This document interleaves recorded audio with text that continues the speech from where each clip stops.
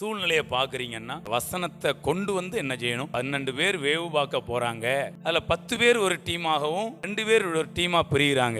காரணம் என்னன்னா 10 பேர் சொல்றாங்க, அங்க நாங்க பெரிய ராட்சசரை கண்டோம், ஜெயிக்க கானானெல்லாம் நம்மளால சுதந்திரிக்க போனோம்னா நமக்கு சங்கு தாண்டியோ.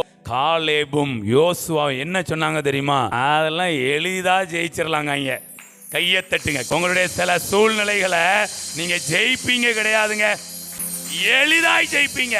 உங்களுக்கானவைகளை கஷ்டப்பட்டு சுதந்திரிக்க மாட்டீர்கள், எளிதாய். நான் சுயமா எதையாவது சுதந்திரிச்சேன் ஜெயிச்சேன்னா கொஞ்சம் கஷ்டப்பட்டு தான் என்ன பண்ணணும். ஆனா நீங்க வாக்குத்தத்தம் பண்ணினவரோடு நின்னீங்கன்னா அவன் எவ்வளவு பெரிய ராட்சசனா இருக்கட்டும், நீங்கள் ஜெயிக்க மாட்டீர்கள், எளிதாய் ஜெயிப்பீர்கள். நீங்கள் சுதந்திரிக்க மாட்டீர்கள், எளிதாய் சுதந்திரிப்பீர்கள்.